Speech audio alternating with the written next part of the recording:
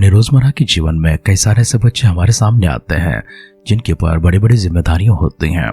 कुछ बच्चों में इतनी हुनर होती है, इतनी प्रतिभा होती है, उनके ऊपर इतनी कौशल होती है, वे बहुत बड़ी बड़ी जिम्मेदारियों को लेकर चलते हैं। उनकी उम्र से बड़ी जिम्मेदारियां हैं, उनकी जिम्मेदारियां कभी सारे हदों के भी पार कर जाती हैं।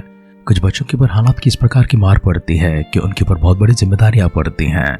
उन्हें बहुत छोटी उम्र में ही मजदूरी करना पड़ता है, मेहनत करना पड़ता है। उन्हें बहुत छोटे उम्र में ही पढ़ाई लिखाई को छोड़कर, अपनी बचपना को छोड़कर, खेलकूद को छोड़कर, अपनी मासूमियत को छोड़कर अपने माता पिता के लिए, अपने परिवार के लिए धन कमाना पड़ता है। कुछ बच्चे ऐसे होते हैं जो ज्ञान समझ में इतने आगे निकल चुके होते हैं, वे बड़ों से भी, विद्वानों से भी, ज्ञानी से भी, पंडितों से भी परे हैं। ऐसे बच्चों को काम करना दिलचस्पी होता है, उन्हें अच्छा लगता है। वह छोटी सी उम्र में कोई किसी कारोबार का संभालने लगते हैं, कोई तो बड़ी कंपनियों को चलाने लगते हैं। कुछ लोग खेलकूद में, क्रीड़ा में या फिर किसी अन्य प्रकार की कला में आगे निकल जाते हैं। कुछ लोग धर्म के विषय में, निष्ठा के विषय में, धार्मिकता के विषय में, भक्ति के विषय में, परमेश्वर की उपासना करने, आराधना करने, याचना करने के विषय में बहुत आगे निकल जाते हैं। उनकी श्रद्धा इतनी बड़ी होती है कि वे परमेश्वर को ढूंढने के लिए निकल पड़ते हैं, उनकी खोज में निकल पड़ते हैं, सत्य की अन्वेषणा करने लगते हैं। हर मनुष्य की जीवन एक जैसी नहीं होती है। हर एक मनुष्य का जीवन अपना अपना अलग होता है, भिन्न होता है। किसी को बचपन में कोई जिम्मेदारी होती है, किसी को बड़े होने के बाद जिम्मेदारी मिलती है, किसी को हालात के कारण मिलती है, किसी को कौशल प्रतिभा के कारण मिलती है। कोई दबे से रहते हैं, गरीब होते हैं, कंगाल होते हैं, भूखे होते हैं, तो कोई आगे बढ़ते हैं, विद्वान हो जाते हैं, धनवान हो जाते हैं, प्रसिद्ध हो जाते हैं। इतिहास में हमने कई सारे राजाओं को देखा है जिनकी उम्र बिल्कुल छोटी थी। कोई 10 साल के थे, कोई 8 साल के थे, कोई 12 साल के थे, कोई 14 साल के थे। इस प्रकार से बचपन में ही किसी हालत के कारण, किसी जिम्मेदारी के कारण राजपद उनके ऊपर आ जाती है, राज सिंहासन के ऊपर बैठते हैं, शासन करने लगते हैं। आमतौर पर बड़ों की गलती यह होती है कि बच्चों को बच्चों की तरह देखते हैं, बच्चों के भीतर ऐसे कोई हुनर को नहीं देखते हैं, बच्चों के भीतर कोई ऐसी प्रतिभा को नहीं देखते हैं, बच्चों को किसी बड़े काम के लिए नहीं देखते हैं। बच्चे कभी ऐसे कोई बड़ी सलाह देते हैं तो उनको चुप करा देते हैं, उनको मौन करा देते हैं। बड़ों के काम में दखल न देना, ऐसे बच्चों को डांटते हुए हम उन्हें मौन कराते हैं। लेकिन हर बच्चा ज्ञानी नहीं होता है, हर बच्चा निर्बुद्धि नहीं होता है, प्रत्येक बच्चा अपरिपक्व नहीं होता है। आजकल की हमारी आधुनिक दुनिया में छोटे बच्चे ही बहुत ही विद्वान हो जाते हैं, बहुत ही प्रतिभाशाली हो जाते हैं, वे अपनी उम्र से पहले ही परिपक्व हो जाते हैं। आइए हमारे ज्ञान को आगे बढ़ाते हैं। हमारे दिन शमूएल का पहला ग्रंथ में चल रही हैं, जहाँ पर हम छोटा सा बालक शमूएल के बारे में देख रहे हैं, जिसको उसकी माता ने परमेश्वर की सेवा करने के लिए, सदा सर्वदा परमेश्वर के भवन में रहने के लिए याजक एली के पास और उसके 2 संतान होप्नी और पीनहास के पास छोड़ दिया था। बालक शमूएल अभी तक बड़ा नहीं हुआ है, वो छोटा ही है, परंतु उसके ऊपर परमेश्वर की बड़ी जिम्मेदारी आती है। परमेश्वर से बात करने के लिए एक दर्शन में उसके पास उतर आते हैं। हमारे ध्यान को आगे बढ़ाने से पहले अपने आप को परमेश्वर के हाथों में समर्पण करते हुए, हमारी उम्र की परवाह न करते हुए, हमारे कौशल की परवाह न करते हुए, हमारी खूबियों की खामियों की परवाह न करते हुए, हमारे पास क्या है क्या नहीं है इसकी परवाह न करते हुए परमेश्वर की ओर अपनी दृष्टि को लेकर चलते हैं। बालक शमूएल को परमेश्वर ने किस तरह से उपयोग किया है, उसी प्रकार से परमेश्वर हमें भी उपयोग करने के लिए, और साथ ही साथ में कितने ऐसे बच्चों को परमेश्वर ने बड़ी कौशलों के साथ में, प्रतिभाओं के साथ में भरा है, ज्ञान और समझ के साथ में भरा है, पवित्र आत्मा के साथ भरा है। वैसे परमेश्वर हम सबको भरपूरी देने के लिए, हमें भी इस्तेमाल करने के लिए हम सब अपने आप को परमेश्वर के हाथों में समर्पण करते हुए एकजुट होकर, एक मन होकर, एक शब्द में, एक आत्मा प्रार्थना करेंगे। आज हमारे पास कहने के लिए ऐसा कुछ नहीं है जिसके कारण से परमेश्वर हम कह पाए कि हम बड़े बड़े कामों को कर सकते हैं या फिर असाधारण से कामों को कर सकते हैं। लेकिन परमेश्वर आपका वचन कहता है, सामर्थ देने वाले आप है, बल देने वाला आप है, सफलता देने वाला परमेश्वर आप है, प्रबल करने वाला परमेश्वर आप है, सब कुछ संभव करने वाला एकमात्र सामर्थ्य परमेश्वर केवल आप ही हैं। और अगर विश्वास करते हैं, आपके हाथों में अपने आप को समर्पण करते हैं, तो आपका वचन कहता है कि विश्वास करने वाले के लिए सब कुछ संभव है। आप पिता परमेश्वर, आज हमारे विश्वास को प्रभु जी इन वचनों के माध्यम से आपकी दृष्टि में एक और बार फेरते हैं। इसे परमेश्वर मजबूत करने के लिए, इसे स्थिर करने के लिए, इसे पूरा करने के लिए परमेश्वर आपसे प्रार्थना करते हैं। आपके चेलों को परमेश्वर जिस प्रकार की शिक्षा और तालीम आपने दी है, और जैसे परमेश्वर उनके विश्वास को बढ़ाने के लिए प्रभु आपने शब्द कही हैं, वैसे बातें प्रभु जी हमसे कहें और हमें भी तालीम देकर प्रभु जी आगे बढ़ाते रहे। हमारे व्यक्तिगत जीवन को परमेश्वर हमारे सारे परिजनों को आपकी दृष्टि में लेकर आते हैं। हम सबके ऊपर परमेश्वर आपकी विशेष कृपा हो, विशेष अनुग्रह हो प्रभु जी, विशेष अभिषेक हो प्रभु जी। इस प्रातःकाल में परमेश्वर आपके दिव्याभिषेक के साथ में, आपके स्पर्श के साथ में फिर से एक बार हम सबको छूने के लिए प्रार्थना करते हैं। एक असाधारण से जीवन परमेश्वर हम सबको प्रदान करने के लिए दुआ करते हैं, जिसके माध्यम से परमेश्वर केवल आपकी महिमा हो प्रभु जी। प्रार्थना पिता परमेश्वर आपके सानिध्य में लेकर आते हैं। हमारे सारे परिजनों को प्रभु जी खासकर व्यक्तिगत तौर से आपकी दृष्टि में लेकर आते हैं। यदि कोई कमजोर स्थिति में है, बीमार स्थिति में है, लाचार स्थिति में है, उन सबकी छुटकारा के लिए, चंगाई के लिए प्रार्थना करते हैं। आर्थिक स्थितियों को प्रभु बदलने के लिए दुआ करते हैं। मानसिक स्थितियों को परमेश्वर बदलने के लिए दुआ करते हैं। पारिवारिक स्थितियों को बदलने के लिए दुआ करते हैं। आपके अद्भुत कार्य परमेश्वर आपके भक्तों के जीवन में हो, इसलिए प्रार्थना करते हैं प्रभु जी इसी समय आपकी कृपालु हाथ, आपके दया दृष्टि उनके ऊपर उतर आए और उनकी सारी जरूरत पूरी हो जाए। एक अभिषेक से भरा जाए प्रभु, एक सामर्थ से भरा जाए। प्रार्थना पिता परमेश्वर अपने सुनकर दे उतरने के लिए धन्यवाद करते हुए हमारे उद्धारकर्ता हमारे प्रभु यीशु मसीह के नाम से इस प्रार्थना को मांगते हैं। सुन और कबूल कर पिता। आमेन, आमेन, आमेन। आध्यात्मिक जीवन की दैनिक खुराक सुन रहे हमारे सारे प्रिय श्रोताओं को, परमेश्वर के भक्त गणों को प्रभु यीशु मसीह के नाम में प्यार भरा जय मसीह की सुप्रभातम और शुभोदय कहते हुए हम सबका मनपसंद ध्यान के अंदर आध्यात्मिक जीवन की दैनिक खुराक में और इस नए दिन में आप सबका स्वागत करते हैं। हमारे अध्ययन शमूएल का पहला ग्रंथ उसका तीसरा अध्याय में चल रही है और उसका पहला वचन से पढ़ते हुए हमारे ध्यान को आगे बढ़ाएंगे। और वह बालक शमूएल एली के सामने यहोवा की सेवा टहल करता था, और उन दिनों में यहोवा का वचन दुर्लभ था और दर्शन कम मिलता था। और उस समय ऐसा हुआ कि एली की आंखें धुंधली होने लगी थी और उसे न सूझ पड़ता था। जब वह अपने स्थान में लेटा हुआ था और परमेश्वर का दीपक अब तक नहीं बुझा था, और शमूएल यहोवा के मंदिर में जहाँ परमेश्वर का संदूक था लेटा था, तब यहोवा ने शमूएल को पुकारा और उसने कहा, क्या आज्ञा? तब उसने एली के पास दौड़कर कहा, क्या आज्ञा? तूने तो मुझे पुकारा है। वो बोला, मैंने तो नहीं पुकारा, फिर जा लेटा रह। तो वह जाकर लेट गया। तब यहोवा ने फिर पुकार के कहा, हे शमूएल। शमूएल उठकर एली के पास गया और कहा, क्या आज्ञा? तूने तो मुझे पुकारा है। उसने कहा, हे मेरे बेटे, मैंने नहीं पुकारा, फिर जा लेटा रहा। उस समय तो शमूएल यहोवा को नहीं पहचानता था और ना तो यहोवा का वचन ही उस पर प्रकट हुआ था।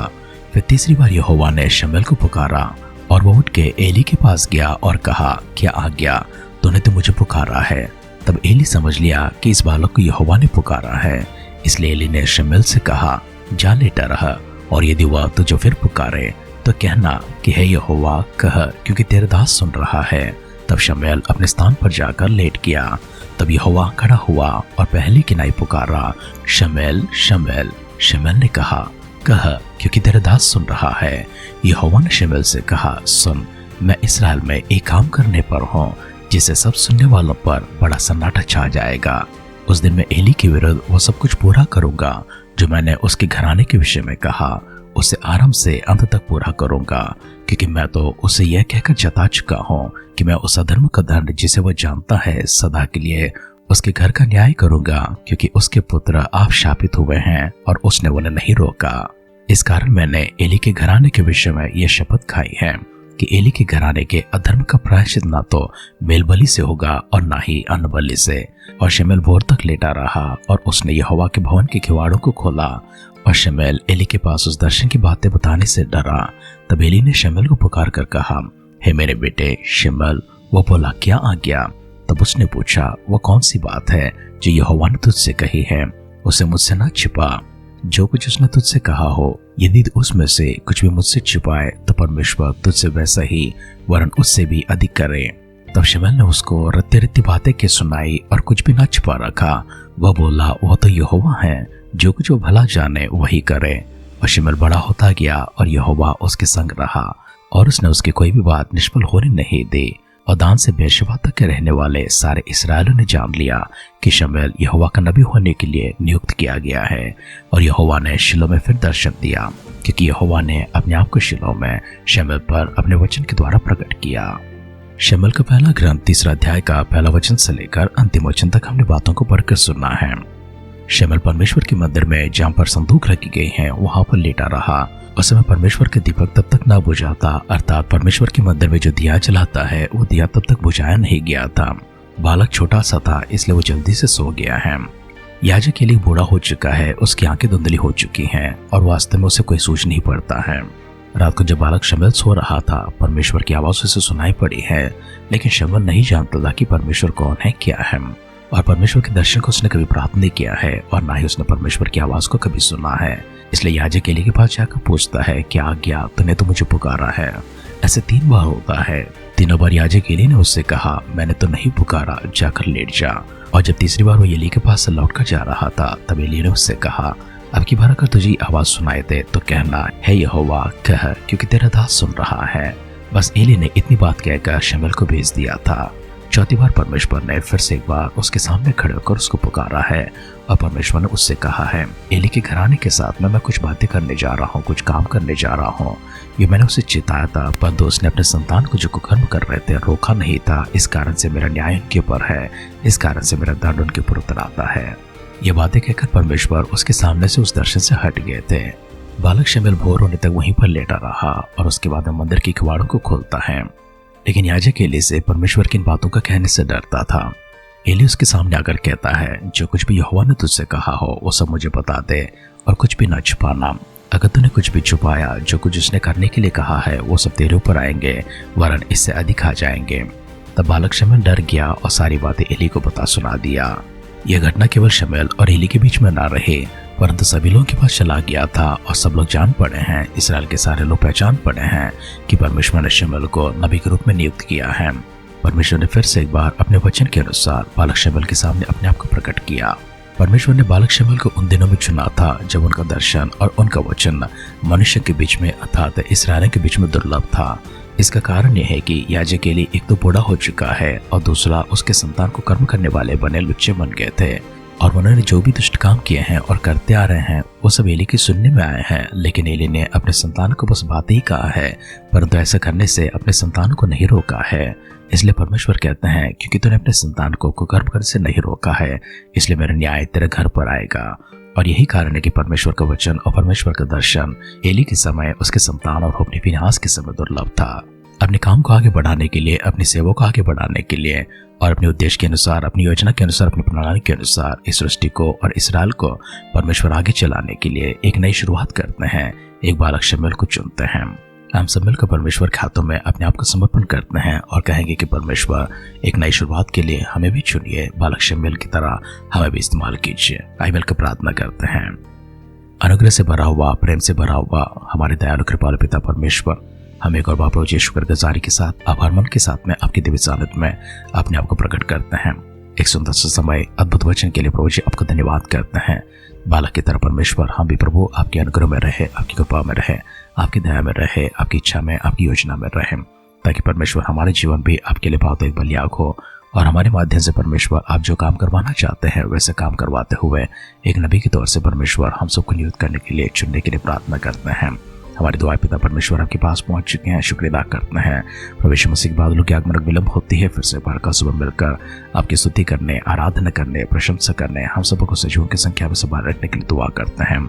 अगर ऐसा ना तो प्रभु यीशु मसीह के बादलों के आगमन में हम सबको शामिल करने के लिए प्रार्थना करते हुए दुआओं को सुनकर दे उत्तर के लिए एक बार धन्यवाद करते हैं। आदर सम्मान महिमा के साथ में हमारे उद्धारकर्ता हमारे प्रभु यीशु मसीह के नाम से इस प्रार्थना को मांगते हैं। सुनर कबूल कर पिता। आमेन, आमेन, आमेन। आज के दिन परमेश्वर अपने बरकतों से, अपने आशीर्वादों से, अपने वरदानों से, कौशल से, प्रतिभा से अगर किसी को भरना चाहते हैं, अपने विषय से काम के लिए किसी को चुनना चाहते हैं, परमेश्वर ऐसी चयन आपके विषय पर करे, ऐसी भरपूरी परमेश्वर आपको प्रदान करें। हमारी से दुआ कामना के साथ आज की ध्यान कहीं पर समाप्त करते हैं। आप सुनते रहिए, सुनाते रहिए आध्यात्मिक जीवन की दैनिक खुराक। कल फिर मिलेंगे। अपना ख्याल रखिए, अपनों का ख्याल रखिए, दूसरों का भी ख्याल रखिए। God bless you.